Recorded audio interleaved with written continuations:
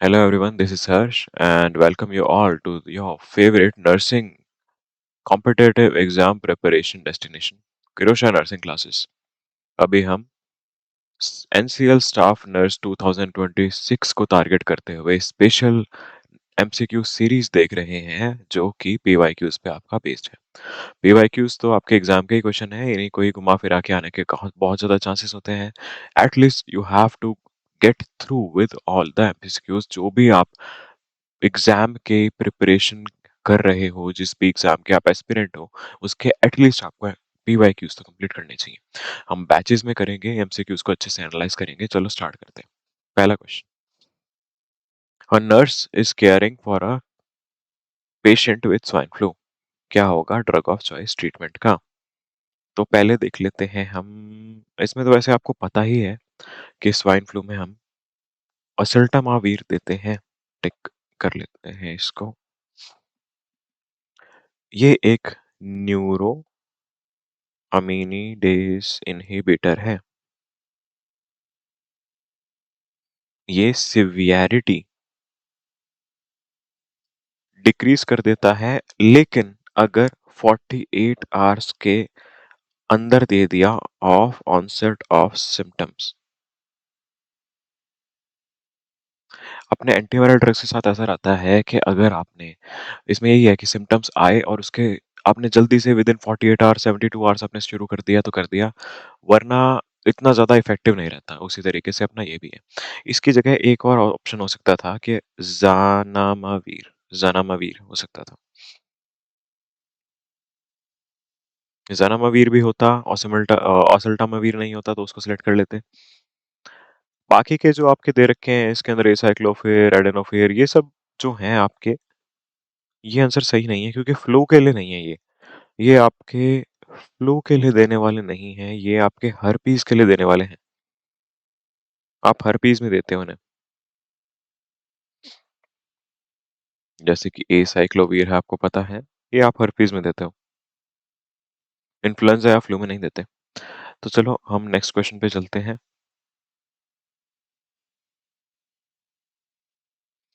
A patient on enalapril, जो आपको पता है एक एसीई इनहिबिटर है, एंजियोटेंसिन कन्वर्टिंग एंजाइम इनहिबिटर। हमने पेशेंट को एसी इनहिबिटर चला रखा है जो कि एक एंटी हाइपरटेंसिव क्लास है। ये है क्या, हमें ये भी तो पता होना चाहिए। ये एक एंटी हाइपरटेंसिव है, ये एक एंटी हाइपरटेंसिव है और आपने डायरेटिक्स चला रखे हैं। हार्ट फेलियर का पेशेंट है। हार्ट फेलियर के पेशेंट को आपको पता है कि बॉडी में एडिमा हो जाता है। क्या ऐसा साइन है जो इंडिकेट करेगा कि थेरेपी हमारी इनअफेक्टिव है? तो आपको पता होगा कि अगर हम ड्राई कफ को लेते हैं तो ड्राई कफ एसीई इनहिबिटर्स का कॉमन साइड इफेक्ट है। ये तो इसका साइड इफेक्ट है। स्किन रैश का तो मतलब है कि एलर्जिक रिएक्शन है। ये तो एलर्जिक रिएक्शन जैसा लग रहा है।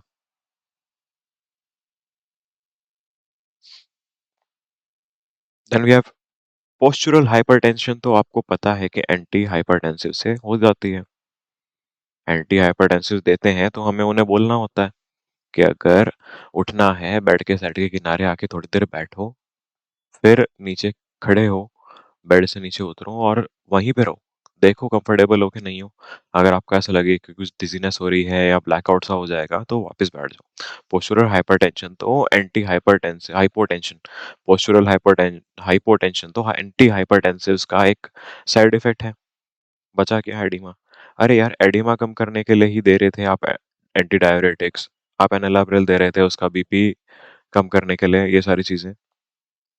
तो आप एडिमा ही नहीं ठीक हुआ तो क्या फायदा? तो एडिमा ठीक नहीं हुआ तो ये इन इफेक्टिव थेरेपी को ही दर्शाएगा। Next question, while catheterizing a pregnant woman, क्या स्टेटमेंट है जो कि फीमेल यूरेथ्रा के बारे में गलत है? तो it is about 1.5 inches long, तो ये सही बात है। 3 से 4 सेंटीमीटर का शॉर्ट यूरेथ्रा ही होता है फीमेल्स का कंपेयर टू मेल्स, इसलिए यूटीआई के चांसेस भी ज्यादा होते हैं। It is posterior to vaginal orifice, तो यार प्रेग्नेंट हो चाहे कैसी भी वुमेन हो तो आपका एनाटॉमिकल पोजीशन तो चेंज होगा नहीं। अकॉर्डिंग टू फीमेल एनाटमी आपका urethra is is anterior to vaginal orifice, मतलब पहले है, पहले पड़ता है, anterior to vaginal orifice. And अगर लिखा होता, अगर हमें पोस्टीरियर ही बताना है कि पोस्टीरियर किसके है, तो it is posterior to clitoris, it is posterior to clitoris. So ये हमारा गलत है, ये हमारा गलत है।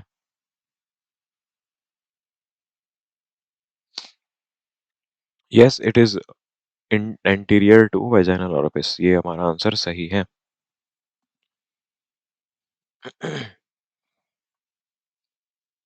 हमें गलत वाला बताना था, ये भी हमें याद रखना है ना। इनकरेक्ट वाला हमें बताना था, तो इनकरेक्ट वाला हमने बता दिया।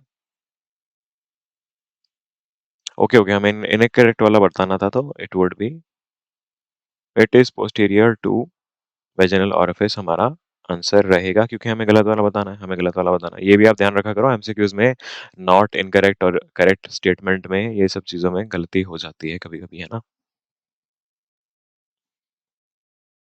इस क्वेश्चन के हिसाब से ये गलत रहेगा, लेकिन हमारा एनाटॉमिकली सही फैक्ट है, it it is anterior to vaginal orifice, हमने डिस्कस कर लिया। It is lined by mucous epithelium, obviously urethra is lined by our mucous membrane, जिसमें जिसमें प्रॉक्सिमली तो हमारा होता है ट्रांजिशनल, ट्रांजिशनल एपिथेलियम,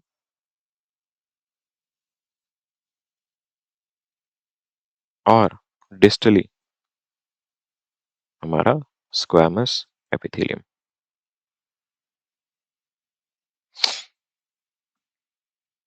चलो next, which of the cancers does not commonly metastasize to liver, कौन से वाला कैंसर लिवर तक मेटास्टाइज नहीं होता। हमारा इसका आंसर है प्रोस्टेट, क्योंकि देखो कोलॉन वाला तो स्प्रेड होता है, 35 से 55% आपको पता है पोर्टल वेन जाती है, कोलॉन से लिवर तक पोर्टल वेन जाती है, तो लिवर तक आपका कोलॉन कैंसर तो होता है, प्रोस्टेट वाला नहीं होता आमतौर पे, है ना। प्रोस्टेट कैंसर नहीं होता, क्योंकि ये अगर कहीं होता भी है तो ये बोन्स या लिम्फ नोड्स तक होता है, बोन्स या लिम्फ नोड्स तक ही रहता है, लिवर तक जाने के चांस कम है प्रोस्टेट के। कोलॉन वाला जाता है, क्योंकि पोर्टल वेन के थ्रू कोलॉन से लिवर तक जाता है, जाने के चांसेस रहते हैं इसके। लंग वाला लिवर में जाता है, ब्रेन में जाता है, बोन में जाता है, और आपका ये जाता है कहाँ पर, liver, brain, bone and adrenals, adrenals. Breast वाला आपका लिवर में जाता है, बोन्स में जाता है, लंग्स में भी जाता है, और ब्रेन में भी जाता है। हमारे one of the most common sites of metastasis वैसे भी रहते ही हैं, क्या देखो लिम्फ नोड्स तो काफी सारों में लिम्फ नोड्स तो होते ही हैं, लेकिन आपके मोस्ट कॉमन साइट्स क्या रहते हैं, लिवर और लंग्स। आंसर हमारा प्रोस्टेट रहेगा इसके अंदर। चलो आगे, एक बार आप फटाफट 30 सेकंड्स के अंदर अंदर, आपको हमारी ये एमसीक्यू सीरीज अच्छी लग रही है तो ये बैनर की गो थ्रू हो जाओ।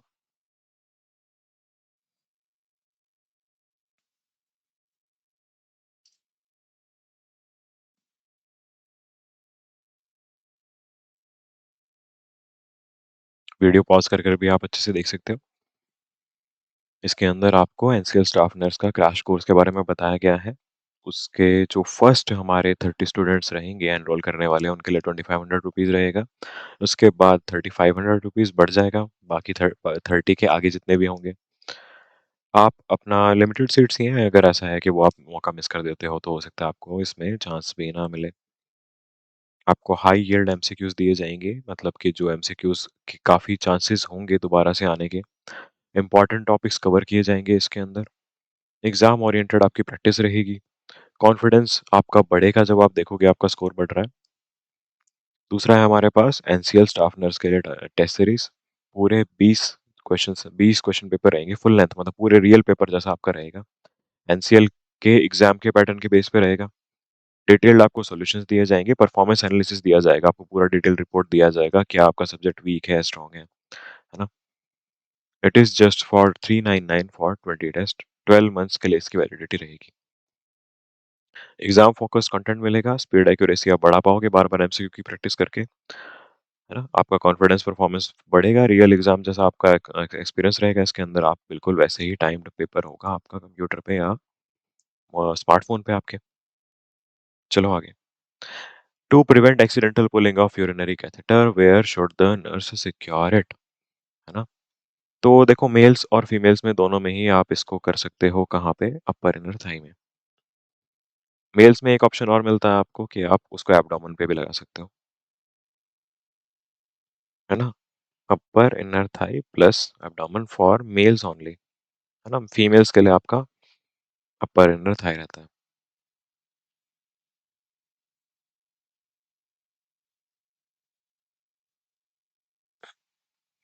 चलो next. A patient consume 60 gram of fat, 200 mg cholesterol, 5 ग्राम का सोडियम। क्या डाइटरी एडवाइस देगी नर्सिंग ऑफिसर?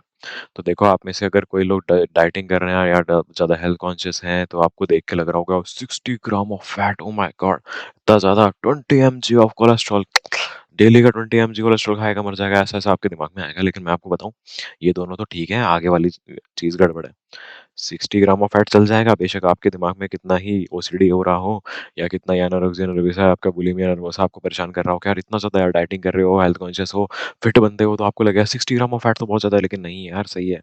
20 mg भी विद इन नॉर्मल लिमिट्स है अपना, ये दोनों चीज़ें हमारी सही हैं डेली इनटेक के लिए, है ना? क्या दिक्कत है कि डब्ल्यूएचओ बोलता है 5 ग्राम सोडियम नहीं, 5 ग्राम तो सॉल्ट होना चाहिए था, उस सॉल्ट से 2 ग्राम सोडियम मिलना चाहिए था। ये तो 5 ग्राम सीधा के सीधा सोडियम ही ले रहा है। तो सॉल्ट कितना ले रहा होगा? इस हिसाब से सॉल्ट तो 12.5 ग्राम सॉल्ट ले रहा है। मतलब 2.5 दिन का खा रहा है ये एक दिन में। 2.5 दिन का सॉल्ट, 2.5 दिन का सोडियम एक दिन में खाया जा रहा है। तो इसको तो क्यों नहीं हो गया हाइपरटेंशन? ये तो हाइपरटेंशन ससेप्टेबल है। हाइपरटेंशन हो सकती है इसको। को पता है हमारी डैश डाइट होती है, डाइटरी अप्रोच टू, है ना, कर्ब या फिर स्टॉप हाइपरटेंशन, है ना? तो अब वो डैश डाइट से तो ये बाहर निकल गया, इतना ज्यादा सोडियम खा रहा है, इसको कम करना है अपना सोडियम। चलो next. Which of the following is an indicator of good nutritional status? तो देखो अब पहला वाला तो गलत हो गया क्योंकि ये तो 3.5 से 5 होना चाहिए था, एल्ब्यूमिन 2.5 तो कम है। सेकंड वाले को भी छोड़ो, ट्रांसफेरिन का लेवल हमारा रहता है 200 से 400, विद इन नॉर्मल लिमिट है। लेकिन आपको पता है इसको सिलेक्ट क्यों नहीं कर सकते? क्योंकि आपका ट्रांसफेरिन ना न्यूट्रिशन पे इतना ज्यादा रैपिडली चेंजिंग न्यूट्रिशनल स्टेटस पे ना इतना सेंसिटिव है नहीं कि आपको बता दे कि यार हाँ 2-4 दिन पहले इसने खाना कम खाया था या ऐसा कुछ, तो इतना ज़्यादा बेटर नहीं है ये, क्योंकि आपको रैपिडली चेंजिंग न्यूट्रिशनल स्टेटस कि वो सही हुआ गलत हुआ ये सारी चीज़ें आपको बता नहीं पाएगा। लिम्फोसाइट काउंट का कोई न्यूट्रिशनल स्टेटस से कोई मतलब नहीं है, इसका इन्फेक्शन से मतलब है। आपका रह क्या गया, आपका प्री एल्ब्यूमिन लेवल, तो ये देखो इसकी हाफ लाइफ होती है सिर्फ 2 दिन की। 2 दिन लिख रहा था, 2 डेज की जगह। तो ठीक है, इसकी हाफ लाइफ है 2 दिन की। तो ये आपको अच्छा बता पाएगा ना कि 2 दिन में आपने न्यूट्रिशन सही से लिया कि नहीं लिया, और ये हमें क्या बताता है, गुड न्यूट्रिशनल स्टेटस, और इसकी ये जो रेंज रहती है वो 16 से 36 रहती है mg/dl। तो अपना ये तो विद इन नॉर्मल रेंज आ गया 18, तो इसका मतलब सही खाना खा रहा है ये। आंसर क्या हो गया? B. Answer is B.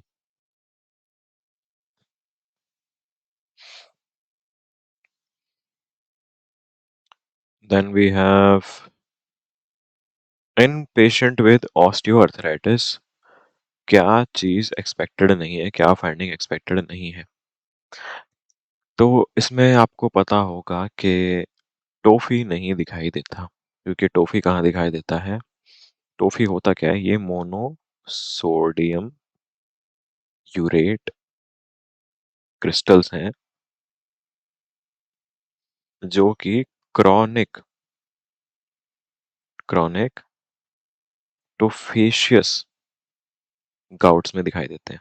Osteoarthritis नहीं है, क्रॉनिक टोफेशियस गाउट्स में दिखाई देते हैं। ठीक है, तो हमारा इसमें आंसर टॉफी आ जाए, क्योंकि ये हमारा किस में नहीं दिखाई देता? ऑस्टियोआर्थराइटिस में। आपको क्रेपिटिस सुनाई देता है? हाँ, आपको क्रेपिटिस सुनाई देता है। तो ये वाला हमारा एक्सपेक्टेड फाइंडिंग है, ग्रेविटस आपको वहाँ पे जॉइंट मूवमेंट पे सुनाई देता है। Then we have subcutaneous nodule. Subcutaneous nodules होते हैं, इनमें कौन कौन से होते हैं? हर बेन हर हर्बर्डेंस नोड्यूल्स या फिर बाउचार्ड्स नोड्यूल्स तो दिखते हैं।